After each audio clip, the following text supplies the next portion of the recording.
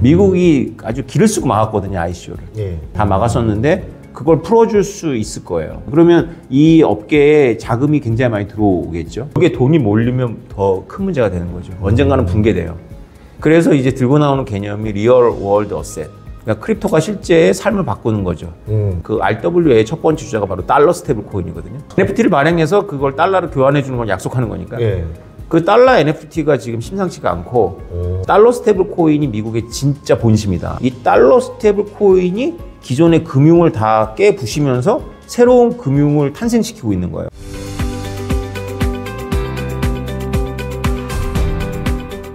안녕하세요. 이번 시간에는 오태민 교수님과 이야기를 해보도록 하겠습니다. 반갑습니다. 안녕하세요. 예. 요새 어떻게 지내셨나요? 요새 막 되게 바쁘게 지냈습니다. 특히 한 두어 달 동안 그 당을 막론하고 좀 정치인들을 좀 뵙고 다녔어요. 주로 이제 비공식적으로 만났지만 이제 어떤 한동훈 전 대표하고는 이제 공식적으로 이제 영상도 찍었고. 아, 영상 너무 잘 봤어요. 센세이션했습니다. 네. 다른 뜻은 없었고요. 그냥 그쪽에서 좀 가상화폐 관련해 갖고 대화를 하고 싶다. 그래서 했는데 참모들하고 이렇게 준비를 미리 했어요. 몇 가지 질문에 대해서. 근데 그날 아침에 그 보고가 됐나 봐요. 그래서 전 대표가 참모들한테 이거 내가 자신 있는 분야니까 이거 시나리오로 하지 맙시다 하고 저한테 오셔가지고 이렇게 시작을 했는데 카메라를 켜기 전에 한 15분 혼자 말씀을 하셔서 카메라 켜고 나서 이제 제가 인트로를 하려고 했는데 인트로도 없이 본인이 다 얘기를 하셔가지고 제가 무슨 말만 하면 되셔서 그래 내가 할 말 다 하시네. 그래서 그냥 저는 편하게 이렇게 말씀하시게 했는데 나중에 보니까 제 분량이 너무 없는 거예요. 그래가지고 한 번은 문자로 한 번은 전화로 직접 그날 편집을 안 했으면 좋겠다. 그러니까 이분이 자신 있으셨던 거예요. 제가 신사임당 쪽에다 편집하지 말라고 전달했는데 무슨 말인지 못 알아듣고 편집은 안 하고 그냥 호흡을 자른 거예요. 그러니까 롱테이크로 해서 내가 증명을 해주고 싶었던 것 같아요. 어떠한 것도 끊임이 없이 내가 뭐 본 거 아무것도 없이 그렇죠. 내 머릿속에 있는 게 다 나왔다. 그렇죠. 이걸 보여주고 싶었는데 이제 보통 편집자도 호흡마다 자르거든요. 그렇죠. 제가 증명할 수 있어요. 그 원본을 보시면 똑같다는 거 아실 거예요. 원테이크로 말할 수 있다. 저는 이게 많이 바뀐 게 비트코인의 위상이 그만큼 커졌다. 그렇죠. 암호화폐 시장이 커졌기 때문에 이렇게 출연으로 나온 거잖아요. 정치인이 크립토 이야기 주제로 나온 건 처음 아니에요? 거의? 그럴 거예요. 그리고 이제 더 중요한 건 제가 뭐 하자고 한 게 아니고요. 저한테 연락이 와서 하자고 하신 거거든요. 그만큼 또 이제 지금 거의 비트코인의 대명사시잖아요. 그러니까 저 앞에서 그 한동훈 전 대표가 내가 크립토에 대해서 이만큼 알고 있다라는 걸 하고 싶으셨나 봐요. 그래서 제가 그거를 보면서 진짜로 놀랬고, 야, 이렇게 했는데 다른 정치인들이 할 수 있을까? 머릿속에 그려지는 분이 안 계신 거예요. 그쵸. 앞으로 이제 제 생각에는 앞으로 많이 바뀌지 않을까. 이제 아예 크립토 시장과 이제 암호화폐 정책에 대해서 아마 모든 정치인들이 관심을 가지는 이제 관심사가 되지 않을까. 그렇죠. 이렇게 봅니다. 그러니까 우리가 이렇게 올라온 거예요, 위상이. 우리 비트코인하고 이런 크립토. 그러니까요. 예전에는 저희도 출판사 하니까 크립토로 제목을 내고 싶다. 이제 그렇게 이제 오면 대중이 크립토 단어를 모르니까 암호화폐로 하자 했는데 암호화폐도 단어 모르니까 비트코인으로 하자 이랬었는데 지금은 크립토라는 단어를 쓰고 책이 나와도 많은 사람들이 알거든요. 그만큼 좀 정말 많이 위상이 바뀌었다. 이게 트럼프 때문인가요? 그렇죠. 한동훈 전 대표나 전현희 민주당 최고위원이나 이게 모두 저를 만나는 것 자체가 그런 분들이 바쁘신데 시간을 내서 이게 트럼프 효과입니다. 뭔가 이제 쇼킹한 거예요. 우리나라 이 지도층들이. 그쵸. 쇼킹한 거예요. 왜냐면 누군가가 다 말은 하고 싶었는데 그때까지만 해도 이거 뭔가 좀 뱉으면 좀 뭔가 공격을 받지 않을까 이랬었는데 트럼프가 그걸 되는 걸 보여주고 당선까지 되는 걸 보니까 이제 다 움직이는 거죠. 그렇죠. 불과 2년 전에 우리나라에서 그 김남국 의원이 물론 뭐 잘못하신 것 같아요. 그런데 잘못한 거에 비해서 너무 크게 욕을 먹으셨다. 제가 보기에는 그게 미실현이익이잖아요. 그리고 뭐 그게 뭐 투자 우리 할 수 있잖아요. 근데 그때 어떤 일이 제가 벌어지고 있었냐면 제가 우리나라 그 재경부에 제가 강의를 2달 전에 잡혀갖고 포스터까지 다 만들어갖고 쫙 뿌렸거든요. 그래서 이제 제가 세종에 가서 우리나라 최고 엘리트들 아니에요. 그들 앞에서 크립토 그렇게 대우하면 안 된다. 제가 막 호소를 하려고 준비 엄청 했는데 바로 취소. 사건이 있으니까. 네, 김남국 의원 사건 터지자마자 바로 취소. 오해받는다 이거죠. 2년 전만 해도 그 여의도나 이런 데서 분위기 어땠어요? 크립토나 이런 거에서 증권가나 이런 데다가. 2년 전이 아니라 작년 7월에 비트코인 가격이 안 좋았어요. 제가 이렇게 강남에서 일이 있어가지고 걸어가고 있는데 전화를 1시간 사이로 세 통을 받았는데 하나는 대학, 하나는 그 공공기관, 하나는 기업인데 2달, 3달 전에 잡았던 제 강의를 다 취소하는 거였어요. 하루에 그 세 전화를 다 받으니까 그 전날 좀 폭락했거든요. 이게 이렇게 이런 말씀 쓸데없는 잡담이 아닌 게 이게 우리나라 분위기를 반영하는 거거든요. 우리나라가 분위기가 큰 나라가 아니다 보니까 위에 사람이 어떻게 생각하냐에 따라서 쫙 그렇게 되는 거예요. 그러니까 이렇게 공공기관이나 이렇게 대학에서 취소한다는 거는 그 잘 다 모르고 하는 건데 이게 일단 이미지가 안 좋은 거예요. 근데 만약에 트럼프가 이렇게 한 데다가 제가 막 전 여당 대표하고 대담하고 이러면 분위기가 쏙 다 바뀌어요 또. 모든 공공기관하고 언론기관 다 바뀌어요. 그래서 이게 밑에 사람 젊은 사람들이 이런 거 이런 거 해서 기획을 딱 하면 위에서 이제 안 막는 거죠. 해봐 이렇게 되는 거죠. 어쨌든 이렇게 돼야 인프라가 깔리는 거고 그렇죠. 이 크립토 인프라가 깔려야 이제 그 다음에 또 그걸 관련한 우리만의 또 뭐랄까 좀 돈이 되는 기업들도 나올 거고 크립토도 그럼요. 나올 거고 돈 버는 부자들이 나올 거고 이게 어떻게 보면 또 전 세계에서 리딩할 수 있는 국가가 될 수도 있는 거잖아요. 그렇죠. 우리가 2017년 때는 세계 최고 중에 하나였어요. 근데 갑자기 정치권에서 불을 꺼버렸잖아요. 그러고 나서 암흑기로 들어가서 진짜 그 다음부터는 이 판에 진짜 절반이 사기꾼인 거예요. 그러니까 그런 사람들만 모이는 거예요. 근데 이렇게 파란 신호등이 위에서 켜지면 이제 멀쩡한 분들이 관심을 갖고 공부하고 들어오고 멀쩡한 기업들이 들어오거든요.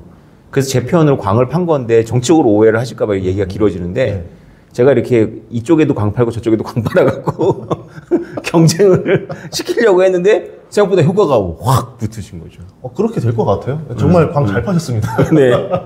그렇게 이해해 주시니 감사합니다. 저도 지금 저도 원래는 저는 뭐 더 잘하시면 코인 투자는 안 하잖아요. 근데 신크립토 정책을 짠다니까요. 이게 뭐냐면 시대의 흐름이 바뀌어가고 있으니까. 그렇습니다. 그만큼 이제 바뀌어야 된다. 그리고 미국을 너무 보다 보니까 제가 1년 사이에 많은 걸 느꼈던 게 미국은 ETF도 존재하고. 그렇죠. 네, 뭐 이런 걸 가지고 자산운용사가 이렇게 돌리기도 하는데 저희도 이제 좀 알아봤더니 국내에서는 애초에 그런 분위기도 아니다. 예, ETF 꿈도 꾸지 마라. 예, 이제 뭐 이런 뭐라 해야 될까? 암호화폐 단어만 나오면은 회사 자체를 니네 좀 이상한데 이런 식으로 째려보고 이런 분위기잖아요. 그렇죠. 이제 그게 바뀌어야 뭐 이제 여의도가 움직이고 그 다음에 이제 뭐 다른 다양한 상품들이 나올 거고 ETF 같은 게 나와야 이제 양지 문화로 갈 수 있을 거 아니에요. 그럼요. 예, 그래서 저는 이게 너무 잘 됐다 싶어서 또 기뻐서 얘기했습니다. 감사합니다. 정치적 뜻이 없습니다. 없어요. 자, 그러면은 이제 트럼프가 왜 친암호화폐 행보를 보이냐 이게 되게 이제 관건인데 왜 그랬을까요? 진심인 것 같아요. 왜냐하면 비트코인을 이번에도 전략 비축하겠다라고 이제 구체적으로, 그러니까 당선인 시절과 후보 때 말하는 것과 대통령이 행정명령에 사인하는 건 전혀 다르거든요. 근데 시장은 너무 잘 아시겠지만 소문에 사서 뉴스에 팔잖아요. 그래서 당선인 시절에 말할 때는 막 가격을 올리는데 대통령이 사인을 했을 때 가격이 떨어졌어요. 근데 어쨌건 비트코인을 전략 비축 자산으로 삼는 이유는 이 미국의 부채 문제 때문에 그래요. 그러니까 미국의 부채 문제를 해결하는 하나의 방식으로, 그러니까 이걸로 미국 부채 문제 해결하겠다는 건 아니지만 해결하는 하나의 방식으로서 이제 선택을 한 거죠. 네.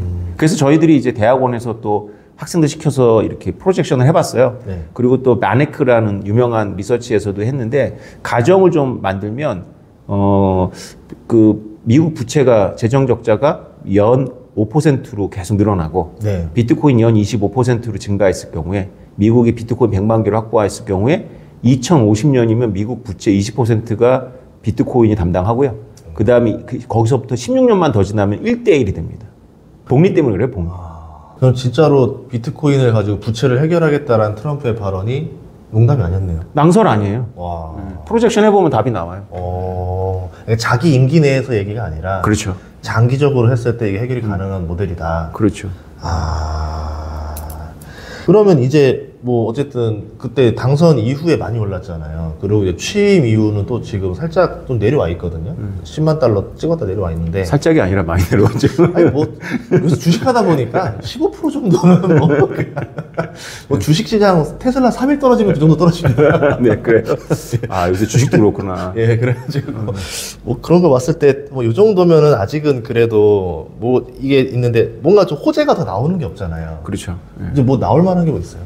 사실 저는 이제부터 시작이라고 생각을 하는데 가격에 대해서는 약간 자신은 없어요. 왜냐하면 트럼프 대통령이 당선되는 그날부터 너무 빠르게 올랐고 취임하는 그날까지 6주 연속 그 상승을 했거든요.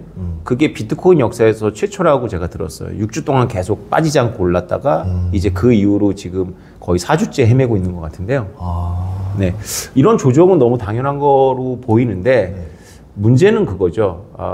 여러 가지 거시 경제적인 것들, 관세 전쟁이라든가, 그 다음에 아직 그 중동과 유럽에서의 전운이 해결되지 않았고, 이렇고 이제 보호주의가 이제 기승을 부릴 경우에 전반적인 글로벌 경제 침체라든가 이런 것까지 고려를 해야 되니까 가격에는 사실 조금 자신이 없는 게 맞아요. 그런데 비트코인만 놓고 보면 지금부터 날개를 쫙 다른 거죠. 그러면 뭐 좀 긴 관점에서 보면 오히려 지금 비트코인이 나중에 크게 오르기 전에 싸게 살 수 있는 기회가 다가오고 있다 이렇게 봐야 되겠네요. 그렇죠. 만약에 저는 저점 그러니까 막 진짜 단단한 콘크리트한 저점은 우리나라 돈으로 1억이라고 보고 있어요. 그래서 1억 미만으로 떨어지면 무조건 사셔야 될 거예요. 바로 회복할 거라고 보고 있어요. 보통 장기 투자자 개념 예를 들어서 뭐 개인들 말고 중앙은행 같은 경우면은 오히려 지금이 사기 제일 좋은 때 아니에요? 중앙은행 사면 계속 보유할 거 아니에요, 이제? 그렇죠. 만약에 미국 말고 러시아라든가 중국이 비트코인을 비축 자산으로 할 생각이 있다면 지금 이제 모으기 시작하겠죠. 근데 그 시장에서 오픈 마켓에서 사는 경우보다는 미국의 이번 행정명령도 나타났지만 거기에 몰수라는 단어가 3번인가 4번인가 나와요. 그러니까 러시아도 그렇고 중국도 그렇고 러시아는 특히 이제 가스를 태워갖고 채굴 하면 될 것 같고 미국과 중국은 몰수를 많이 할 수 있죠. 중국 정부는 마음만 먹으면 몰수 많이 할 수 있을 거예요. 워낙에 불법화되어 있는 활동들을 많이 했어요. 중국 보유자들이. 지난 3년 동안 사실 중국에서의 채굴은 금지됐거든요. 법적으로 불법이에요. 근데 우리가 해시라고 해갖고 채굴할 때 보내는 그 해시 값이 있는데 그거의 IP를 추적해보면 중국이 많아요. 20%까지 올라왔어요. 숨어서 하는 거예요. 그런 거는 중국 공안이 뭐 뇌물을 먹고 같이 알고 있는 경우가 많겠지만 중앙정부가 작심하면 거의 뺏을 수가 있죠. 아, 그럼 그걸 몰수해서 중앙 자산으로 그냥 만들어서 그렇죠. 바로 채워간다. 그렇죠. 가능한 나라죠. 미국도 그러려고 해요, 지금. 그럼 우리나라도 뭔가를 좀 해야 되지 않아요? 아, 우리나라는요. 정말로 우리 전 정부 때 재생에너지를 쫙 깔았거든요. 근데 그게 지금 우리가 뭐 이렇게 보면 많이 놀고 있어요. 풍력도 놀고 있고. 그런 걸로 열심히 비트코인 채굴을 해야 됩니다. 지금 말씀하신 중요한 게 전기를 너무 많이 생산해도 블랙아웃이 되더라고요. 그렇죠. 부족해도 아웃이지만 넘쳐도 아웃이라서 멀쩡한 거를 가동을 떨어뜨려 버리더라고요. 그렇죠.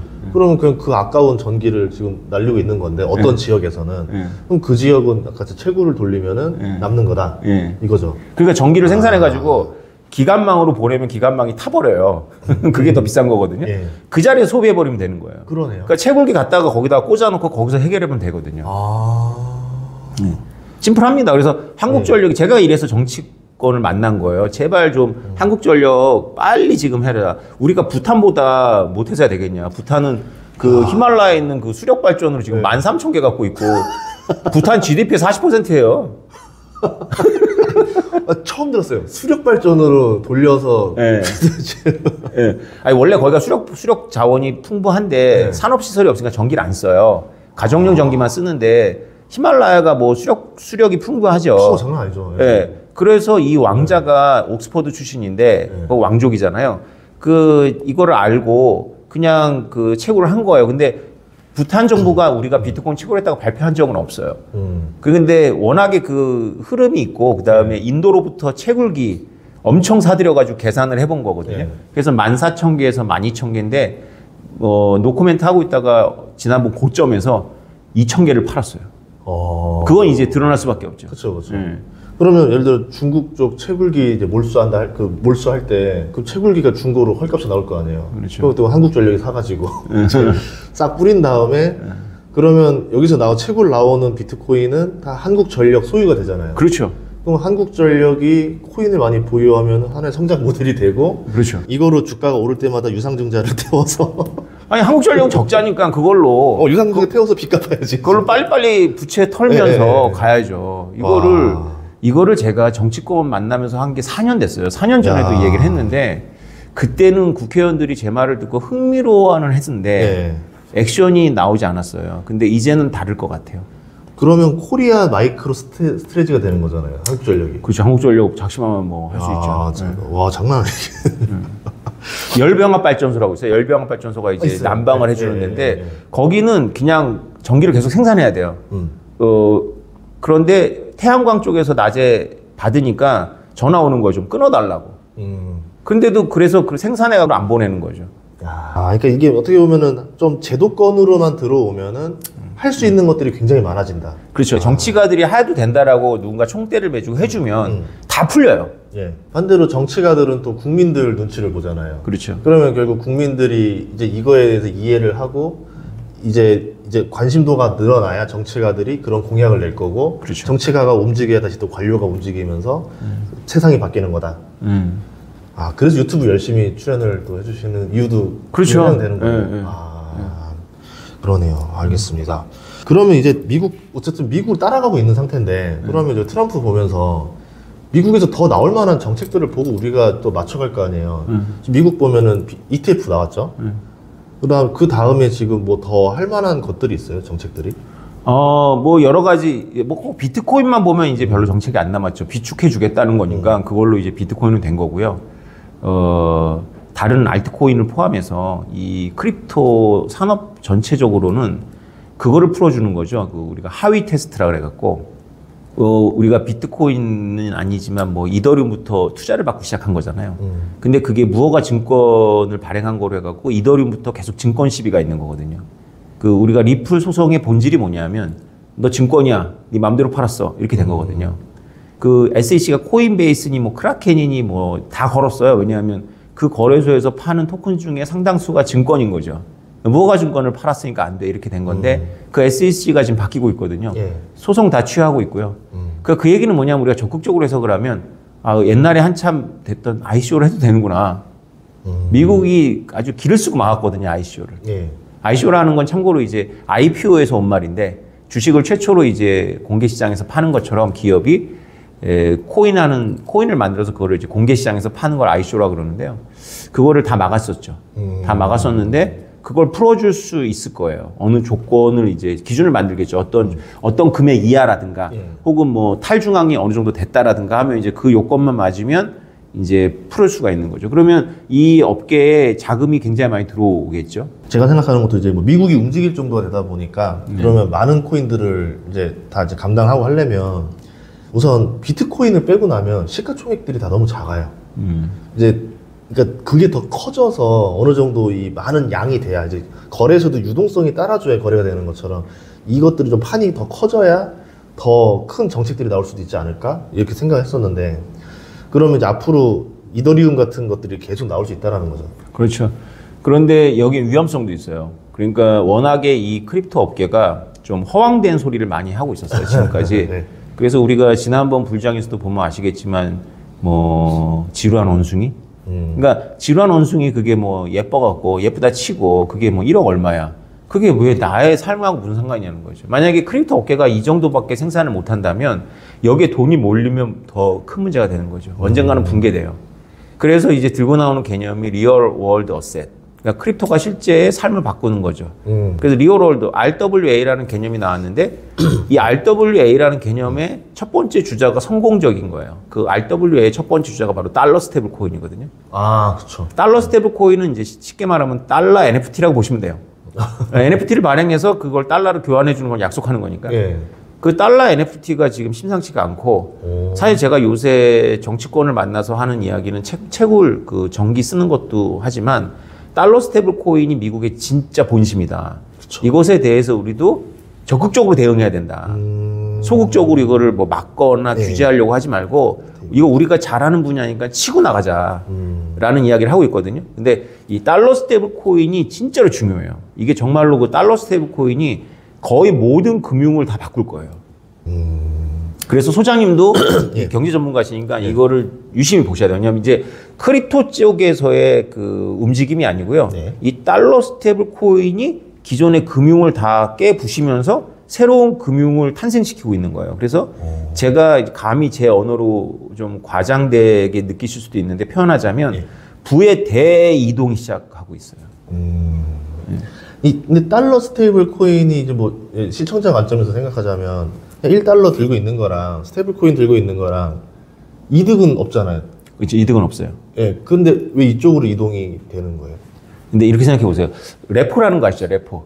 레포라는 게 뭐냐면 그 소수의 그 진짜 돈 많은 기관들이 미국 국채를 가지고 1일분 금융을 일으켜갖고 그걸로 채권을 계속 사는 거거든요. 그러면 이제 그 담보형이기 때문에 모든 금융의 기초가 되는 거죠. 이런 생각을 한번 해보세요. 달러 스테이블 코인은 달러예요. 내 스마트폰에 1달러가 있고 비트코인이 있어요. 그러면 어떤 금융이 가능하냐면 레포를 응용한 금융이 가능한 거예요. 네, 이해가 바로 되시죠? 그러니까 스테이블 코인으로 CMA 같은 걸 돌릴 수 있다는 거 아니에요? 그렇죠. 예. 하루만 맡겨도 이자 받는. 그렇죠. 그리고 미국 국채 역할을 미국 국채를 만약에 전자화해 가지고 우리 개인들이 부분 소유를 할 수 있도록 풀어주면 미국 국채도 훌륭한 담보물이 될 텐데 그러기 전에는 비트코인이 아주 훌륭한 담보물이 되는 거죠. 그러니까 나는 내 비트코인을 팔고 싶지 않아. 그 대신 난 달러를 써야 돼. 그럼 내 비트코인은 상대방한테 맡기고 달러 얻어가지고 달러 쓴 다음에 다시 비트코인 사는 조건으로 이렇게 하는 거죠. 그래서 비트코인의 담보 능력을 예를 들어서 비트코인 지금 1억 2천만 원이면 한 8천만 원만 설정해 주는 거죠. 그럼 수학적으로 나는 어떤 사람이 생기냐면 이렇게 생활용도 있지만 돈 가지고 비트코인 하나 가지고 비트코인 달러 구해갖고 그걸로 또 비트코인 사고 그걸로 또 맡겨갖고 또 달러 구하고 또 비트코인 사고 해갖고 비트코인을 자기가 가지고 있는 돈의 20배, 뭐 30배까지 살 수가 있어요. 롱 포지션이죠. 일종의 비트코인을 담보로 이제 마이너스 통장을 개설해서 스테이블 코인으로 돈 쓰고 나중에 채워 넣는 형식으로 되는 거잖아요. 그래서 일반인들은 레포를 하게 된다니까요, 스마트폰으로. 근데 저도 지금 그 생각했었던 게 결국은 코인이 실생활에 연동되려면 결제가 돼야 되는데 이제 말씀하셨던 비트코인을 바로 결제해버리면 실시간으로 가격이 바뀌니까 이거 서로서로 거래가 너무 불편하다. 그럼 반드시 스테이블 코인으로 전환한 다음에 스테이블 코인으로 거래하는 시스템이 될 것이다. 그래서 이제 모든 코인의 거래에서는 스테이블 코인을 거쳐서 왔다 갔다 하는 이게 길목이 될 것이다. 근데 그렇다고 해도 투자할 수는 없잖아요. 이게 투자해도 1달러니까. 그래서 이게 투자할 곳은 없는데 이렇게 될 것 같긴 한데 이 생각했었거든요. 수많은 사람들이 자기 나름대로 다 금융 투자를 할 거예요.